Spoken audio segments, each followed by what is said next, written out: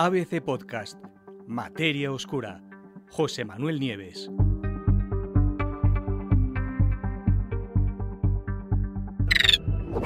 Agujeros negros errantes alrededor de la galaxia.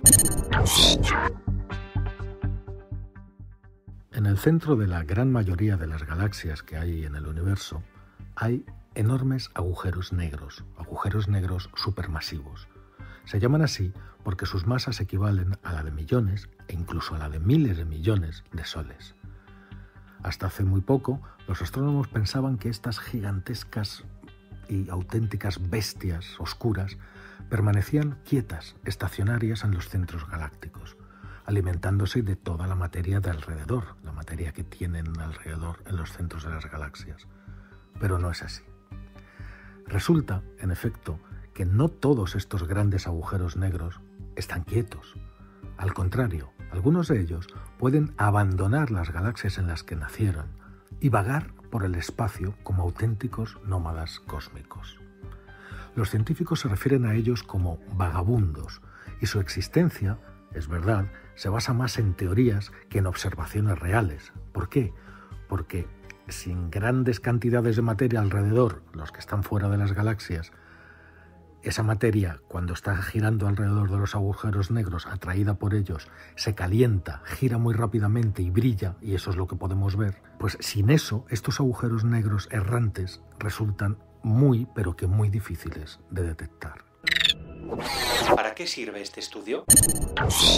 Pues ahora, y utilizando un nuevo conjunto de algoritmos y de simulaciones informáticas, un equipo de investigadores del Centro de Astrofísica de Harvard-Smithsonian ha conseguido determinar, fijaros bien, el número de vagabundos que podría haber ahí fuera. Ha hecho una estimación. Y también su paradero más probable.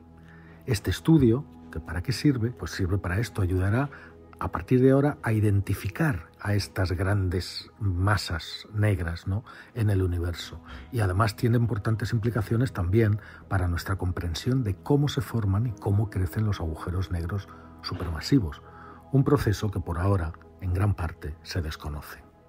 Este trabajo acaba de ser publicado en la revista de noticias mensuales de la Real Sociedad Astronómica de Ciencias. Los cosmólogos piensan que los agujeros negros supermasivos viven en los núcleos de todas, o por lo menos de la mayoría de las galaxias del universo. Las masas de estos objetos suelen ser, además, aproximadamente proporcionales a la masa del bulbo galáctico, la zona central de la galaxia en cuyo centro está el agujero negro. Y eso sugiere que la evolución del agujero negro y la de su galaxia anfitriona están vinculadas estrechamente, están relacionadas de alguna forma. Sin embargo, las vías de formación de los agujeros negros supermasivos no están para nada claras, como os he dicho. Sabemos, por ejemplo, que los agujeros negros de masa estelar se forman a partir del colapso gravitacional del núcleo de estrellas muy grandes. Pero ese mecanismo de formación no funciona para agujeros negros que tengan más de unas 50 veces la masa del Sol. En lugar de esto, los astrónomos piensan que los agujeros negros supermasivos, con millones o miles de millones de veces la masa del Sol, crecen a base de devorar estrellas enteras, gas y polvo, todo lo que les rodea, y que también aumentan de tamaño cuando dos galaxias se fusionan y, por lo tanto, los dos agujeros negros también se fusionan durante estos eventos continuos que hay de colisiones entre galaxias. Si se fusionan, ¿cómo pueden salir de sus galaxias? Esa es precisamente la cuestión.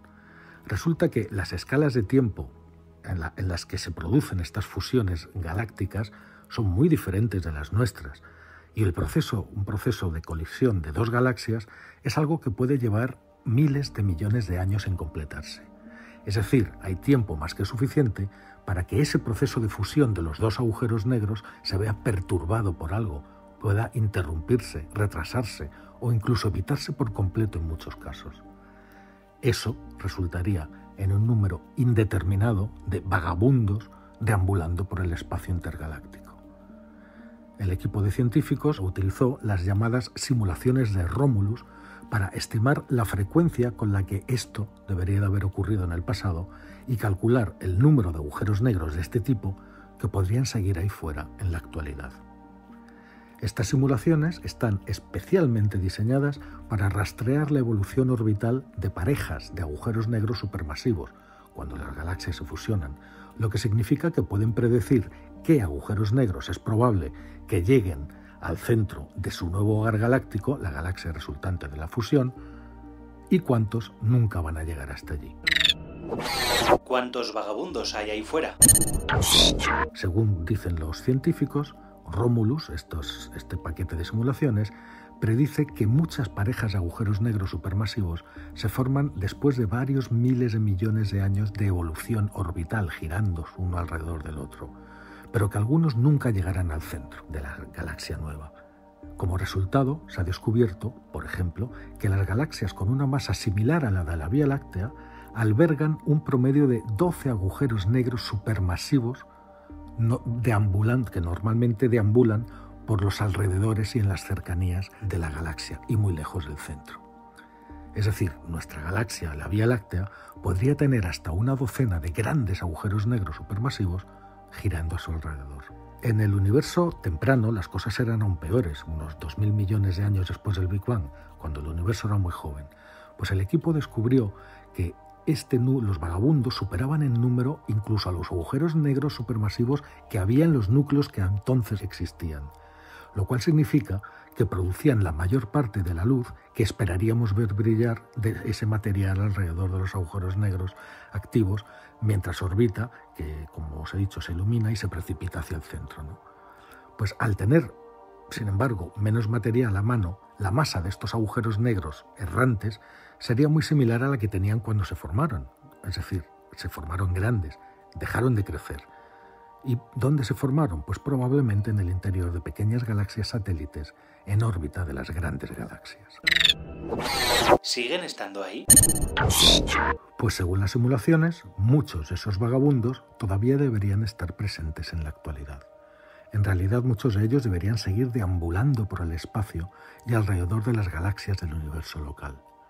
En su estudio, los astrónomos explican que descubrimos, cito literalmente, descubrimos que el número de agujeros negros errantes se escala aproximadamente de forma lineal con la masa del halo, de modo que esperamos miles de agujeros negros errantes en los halos de los cúmulos de galaxias, es decir, de los grupos de galaxias. Por suerte, para nosotros, todos estos agujeros negros no tienen que estar necesariamente activos. Como no tienen mucha materia alrededor, están tranquilos. Y por lo tanto, eso significa que al no tener actividad son pero que muy difíciles de detectar. Pero los científicos no se rinden y en un próximo artículo, que ya han anunciado, el mismo equipo de investigadores explorará con todo detalle las posibles formas en que podríamos observar a estos vagabundos perdidos.